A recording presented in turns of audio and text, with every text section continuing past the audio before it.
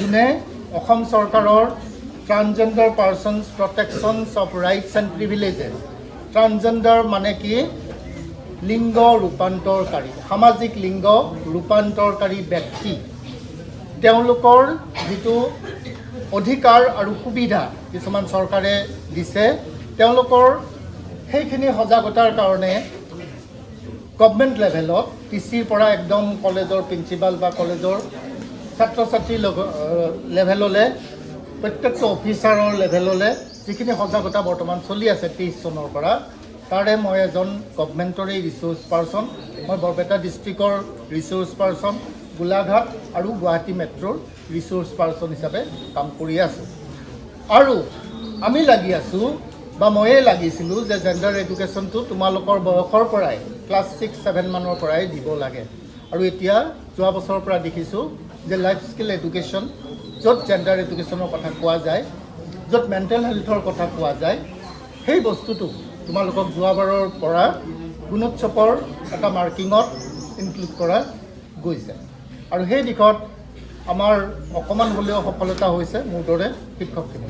এতিয়া তোমালোকৰ প্ৰশ্নটো হ'ল যে ছাৰে ছ'চিয়েল মিডিয়াৰ লগত জেণ্ডাৰৰ কথা ক'ব, হয়নে? জেণ্ডাৰ এডুকেশ্যনৰ কথা ক'ব। মই ক'মহে দেই এই বিষয়কেইটা, কাৰণ তোমালোকে নতুনকৈ নাজানাই জেণ্ডাৰ এডুকেশ্যনটো কি। বেছিকখিনি মই অকণমান ক'ব লাগিব, তেতিয়া বুজি পাবা কেনেকৈ ছ'চিয়েল মিডিয়াৰ লগত জড়িত হৈ আছে। এতিয়া তোমালোকে মোক এটা কথা কোৱা যে ছ'চিয়েল মিডিয়াৰ ভাল দিশ ক'লোঁ ন, কি হয়? সজাগতা সৃষ্টি হয়, সমাজখন চাৰিওফালৰ পৰা সজাগ কৰিবলৈ খুব ভাল মাধ্যম এটা ছ'চিয়েল মিডিয়া, নহয়? আৰু এটা পইচা ইনকাম কৰিব পাৰি, নহয়? তুমি এজন ভাল মানুহ হোৱাত ছ'চিয়েল মিডিয়া বা কম্পিউটাৰে, মোবাইলে, ইণ্টাৰনেটে সহায় কৰিব, হয়নে? পঢ়া শুনাত সহায় কৰিব। সজাগতাৰ কথা ক'লে হ'ব, ফেচবুক সজাগতাৰ কাৰণে ব্যৱহাৰ কৰে। মোৰ এইখন কিতাপ, আজি মই ইয়াৰ পৰা তোমালোকৰ বিভিন্ন কথা ক'ম। এইখন কিতাপত জেণ্ডাৰ এডুকেশ্যনৰ অসমীয়াত লিখা প্ৰথম ভালকৈ লিখা কিতাপ, আৰু এইখন শিৱসাগৰ ইউনিভাৰ্চিটিৰ BA আৰু MAত ইনক্লুড হৈছে জেণ্ডাৰ এণ্ড ছেক্সুৱেলিটি এডুকেশ্যনত। এইখনৰ ওপৰত চিনেমাও হৈ আছে, ইয়াৰ পোষ্টাৰটো এইখন হৃদয় ভূচিত্ৰ বুলি। আৰু তোমালোকক লগা বিভিন্ন কথা ইয়াৰ মাজৰ পৰা মই দাগ দি আনিছোঁ, এইবিলাক তাৰ পৰা মই লৈ ল'ম কেনেকৈ ছ'চিয়েল মিডিয়া বেয়া ব্যৱহাৰ হৈছে, কেনেকৈ ছ'চিয়েল মিডিয়াৰ ভাল ব্যৱহাৰ হৈছে, ঠিক আছে?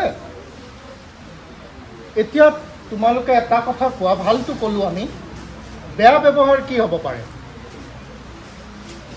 বেয়া ব্যৱহাৰ কোৱা, ভয় নকৰিবা দেই, ইয়াতে শিক্ষক শিক্ষয়িত্ৰী প্ৰত্যেককে মই কৈছোঁ, এই বিষয়টো যেতিয়া আমি উত্থাপন কৰিম কোনেও লাজ বেছি নকৰিব।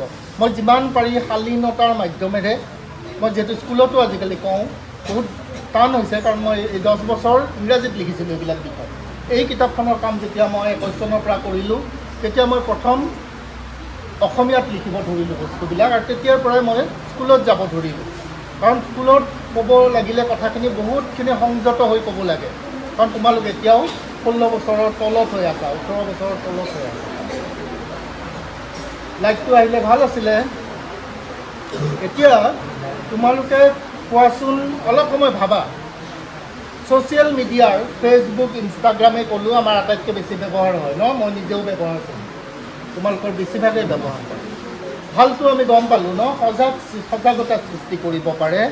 ভাল ক'লোঁ মই, ডেকা ডাঙৰীয়া আছে ন, যোনে ইনকাম কৰি আছে সুন্দৰকৈ, সামাজিকভাৱে এতিয়া সজাগতাৰ কামৰ কাৰণে তেওঁ নিজে আহিছে, এই কামখিনি সজাগ কৰি তেওঁ ছ'চিয়েল মিডিয়াত দিব, তাৰ পৰা তেওঁৰ পইচাও আহিব। তাৰ উপৰি মই নিজে ফেচবুক ব্যৱহাৰ যে কৰি সজাগ কৰি আছোঁ, এই কিতাপখনৰ শেষত তোমাক মই এই লাইনটো পঢ়ি দিছোঁ, চাবা। ডক্টৰ মুকুল কুমাৰ শৰ্মাৰ FB পৃষ্ঠা, FB পৃষ্ঠা মানে কি? ফেচবুক পৃষ্ঠা নহয়, কি লিখা আছে? http যিটো থাকে facebook.com মুকুল শৰ্মা 904, শৰ্মাটো SARMA, আৰু এইটো মোৰ অফিচিয়েল, বাপুজি কলেজ লিখা আছে, এছ'চিয়েট প্ৰফেচাৰ লিখা আছে, গোটেই ইনফৰ্মেশ্যনখিনি শুদ্ধ আছে মোৰ ঠিকনাৰ পৰা আদি কৰি, হ'ব? অফিচিয়েল। এই ফেচবুক মাধ্যমেৰে কি কৰিছে, মুকুল শৰ্মা 904ৰ মাধ্যমেৰে কি লিখিছে চাবা ইয়াতে, তেওঁ এই সম্প্ৰদায় মানে যিটো জেণ্ডাৰ জেণ্ডাৰৰ এটা তোমালোকে জানা ন মই জেণ্ডাৰ এডুকেশ্যনৰ কথাখিনি অকণমান ক'ব লাগিব তোমালোকক সামাজিক মাধ্যমৰ যেতিয়া আমি বেয়া প্ৰভাৱৰ কথা ক'ম জেণ্ডাৰৰ কথা অকণমান ক'ব লাগিব সেই জেণ্ডাৰ এডুকেশ্যনৰ কথাখিনিত তোমালোকে গম পাবা যে ইয়াত কৈছে যে এই সম্প্ৰদায়টোৰ বিষয়ে মই যে ক'লোঁ লিংগ ৰূপান্তৰকাৰী ট্ৰান্সজেণ্ডাৰ হ'ব ট্ৰান্সজেণ্ডাৰ কোন তোমালোকক ক'ম মই এই ট্ৰান্সজেণ্ডাৰৰ বিষয়ে তেওঁ সজাগতা গৱেষণাৰ সমল যোগান ধৰা সম্প্ৰদায়ৰ সদস্যক সহায় কৰা আৰু পৰামৰ্শ প্ৰদান কৰা কাম কৰি আহিছে যিটো অসমৰ তেনেধৰণৰ এটা অগ্ৰণী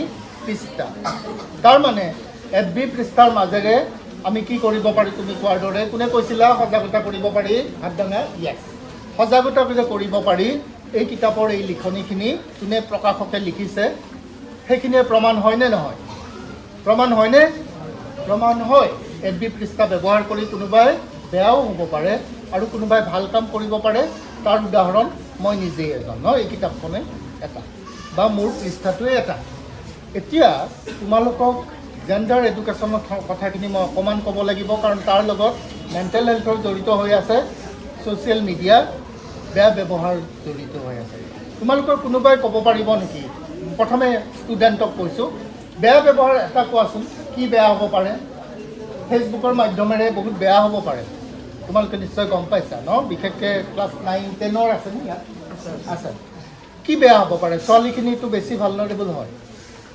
তোমালোকে কোৱাচোন ভয় খাব নালাগে একদম অপেন মাইণ্ড ল'বা এইখিনি কথা কাৰণ তোমালোকৰ জীৱনৰ লগত জড়িত তোমালোক জীৱনটোত সফল হ'লেহে বাকী দিশত সফল হ'ব পাৰিবা বাকী দিশখিনি সফল হৈ জীৱনটোত অসফল হ'লে বাকী দিশখিনিৰ কামত নাহিব সেইকাৰণে তোমালোকে জানিব লাগে কি বেয়া হ'ব পাৰে ইনষ্টাগ্ৰাম আৰু ফেচবুকৰ মাধ্যমেৰে ভাল হ'ব পাৰে গম পালা বেয়া কি হ'ব পাৰে কৈছা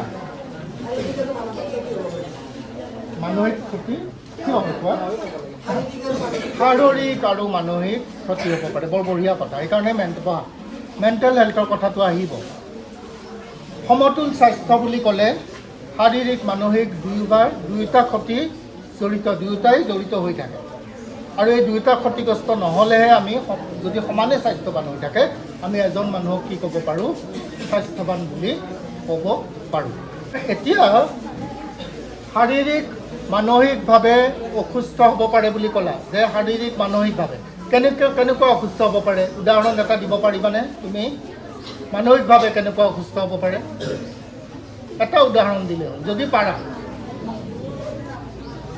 ফেচবুক যদি অনবৰত ব্যৱহাৰ কৰি থাকা ইনষ্টাগ্ৰাম অনবৰত ব্যৱহাৰ কৰি থাকা কি মানসিক অসুস্থ হ'ব পাৰে কি মনটোৰ কি বেয়া হ'ব পাৰে হা কিহৰ চকুৰ এইটো শাৰীৰিক গুড আনচাৰ চকুৰ ক্ষতি হ'ব পাৰে ক্ষতি হ'ব পাৰে মই নিজৰ ঘৰতেই দেখিছোঁ অনবৰত মোবাইল ব্যৱহাৰ কৰি থকাৰ কাৰণে চকুৰ পাৱাৰ একদম গুচি গৈছে অপাৰেশ্যন কৰিবলগীয়া হৈছে মোৰ নিজৰ বংশতে হ'ব মোৰ নিজৰ ভতিজাটো ঠিক আছে যিটো ল'ৰা মেট্ৰিকত 93% পোৱা এটা কম্পিউটাৰত 100ৰ ভিতৰত 100 পোৱা ল'ৰা তাৰে তেনেকুৱা বস্তু আৰু মনত ৰাখিবা অনলাইন যিটো এডিকশ্যন বোলা বস্তুটো বুজি পোৱা নে আসক্তি এডিকশ্যনৰ বিষয়ে মই ধুনীয়া এটা কবিতা পঢ়াই দিম যেতিয়া তুমি নোৱাৰা হৈ যাবা বেয়া নিচাক কি কয় এডিকশ্যন কয় ভাল নিচাক কি কয় ইংৰাজীত হবি কয় হ'ব যেতিয়া তোমাৰ বেয়া নিচা হৈ যায় সেইটোৰ পৰা তুমি এৰিব নোৱাৰা নহয় আৰু সেইটোৱে তোমাৰ চকুৰ ক্ষতি কৰিব পাৰে আৰু কি ক্ষতি কৰিব পাৰে জেণ্ডাৰ বুলি ক'লে গম পাবা জেণ্ডাৰ অকল মেল ফিমেলতে বা মেন উমেনতেই সীমাবদ্ধ নহয় হ'ব মেন উমেনৰ বাহিৰেও আৰু এটা জেণ্ডাৰ আছে ট্ৰান্সজেণ্ডাৰ আৰু এই ট্ৰান্সজেণ্ডাৰ মানে লিংগ ৰূপান্তৰকাৰী ব্যক্তি মনত ৰাখিবা সামাজিক লিংগ কি মই জন্ম হৈছোঁ মতা মানুহ হিচাপে হ'ব মোৰ যেতিয়া জন্ম হ'ল শিশুটোৰ আমি কি চাওঁ যে তাৰ জননাংগটো ল'ৰাৰ নে ছোৱালীৰ হ'ব যেতিয়া তাক ল'ৰাৰ দৰে কাপোৰ পিন্ধাই দিওঁ চুলিখিনি দীঘল হ'লে চুটি কৰি দিওঁ নামটো এটা ল'ৰাৰ ৰাখোঁ যেনে মুকুল ৰাখিছে ঠিক আছে অকণমান ডাঙৰ হ'লে সি গোপখিনি গাজিব ধৰে 7-8 মানৰ পৰা হ'ব ল'ৰাটোৱে ভাল পাইছে ঠিক আছে ছোৱালীজনী তেনেকৈ দীঘল চুলিখিনি দীঘল কৰে পোট মাৰে হ'ব ক'ৰবাত সামাজিক অনুষ্ঠানত লিপষ্টিক ঘঁহে, কাণ ফুটাই দিয়ে, হয়নে? ছোৱালীজনীয়ে ছোৱালীৰ কাপোৰ পিন্ধে, ছোৱালীজনীয়ে ভাল পাইছে, ঠিক আছে।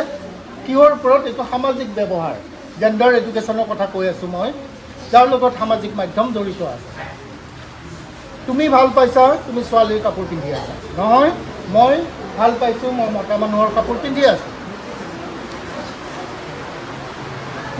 কোনোবাই ভাল নাপাবও পাৰে, ল'ৰা হৈ ল'ৰাৰ কাপোৰ পিন্ধি ভাল নাপাব পাৰে, ল'ৰাৰ দৰে ব্যৱহাৰ কৰি ভাল নাপাব পাৰে। কোনোবা ছোৱালীয়ে ছোৱালী হৈ জন্মিছে, ছোৱালীৰ কাপোৰ পিন্ধি ভাল নাপাব পাৰে, ছোৱালীৰ দৰে ব্যৱহাৰ কৰি ভাল নাপাব পাৰে, ঠিক আছে। আৰু সেই যিখিনি মানুহে নাপায় সেইখিনিক কি কোৱা যায়? ট্ৰান্সজেণ্ডাৰ বুলি কোৱা যায়। ভাল নালাগে, কি ঘটনা হ'ব পাৰে? অনবৰত মনটো বেয়া লাগি থাকে, হয়নে? অনবৰত ছ'চিয়েল মিডিয়া চাই থাকে, কিন্তু তথাপিও মনটোৱে বেয়া লাগি থাকে, কাকো নামাতা হৈ গৈছে বা মনটো বেয়া লাগি থাকে। শেষত কি হৈ যাব পাৰে? আত্মহত্যা হৈ যাব পাৰে। গুড আনচাৰ, ছুইচাইড হ'ব পাৰে।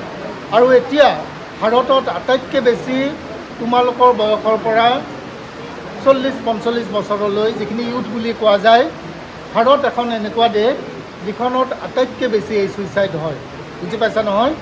12-13 বছৰৰ পৰা 45-40 বছৰলৈ আটাইতকৈ বেছি ছুইচাইড হোৱা দেশ ভাৰত। আগতে চাইনা আছিল, বুজি পাইছা? এইটো এটা মহামাৰীলৈ ৰূপান্তৰিত হৈছে। গুড, তোমাৰ নাম কি? সীমান্ত ডেকা। বহা। মানসিক স্বাস্থ্যৰ বিষয়ে সজাগ কৰিবলৈ তোমালোকৰ কি দিছে? আচলতে লাইফ স্কিল এডুকেশ্যন, জীৱন পাৰদৰ্শিতাৰ কথাখিনি লৈ আহিছে।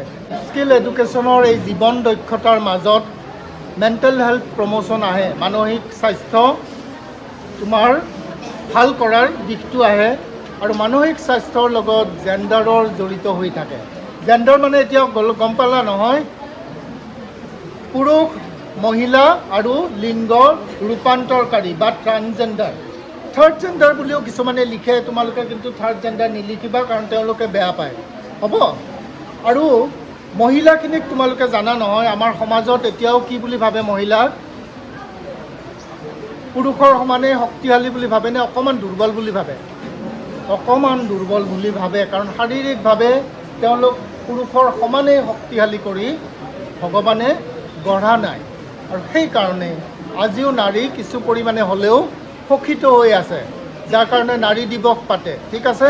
আৰু সেই নাৰীৰ পিছতেই ট্ৰান্সজেণ্ডাৰ ব্যক্তিসকল আহে, পুৰুষ নাৰী ট্ৰান্সজেণ্ডাৰ বা নাৰী পুৰুষ ট্ৰান্সজেণ্ডাৰ। ট্ৰান্সজেণ্ডাৰখিনি জেণ্ডাৰৰ আটাইতকৈ দুৰ্বল ব্যক্তি, হয়নে? কাৰণ তেওঁলোকৰ বিষয়ে কোৱা মানুহ কোনোও নাই। হয়তো এইখন স্কুলত প্ৰথম, হয়নে গোস্বামী, কোনোবাই এনেকৈ থিয় হৈ ট্ৰান্সজেণ্ডাৰবিলাকৰ অধিকাৰৰ বিষয়ে কৈছে, হয়নে? তোমালোকৰ জীৱনত হয়তো প্ৰথম পাইছা নহয় কোনোবাই ট্ৰান্সজেণ্ডাৰৰ বিষয়ে কথা কোৱাৰ? প্ৰথম নে? মই প্ৰথম নে? প্ৰথম ন?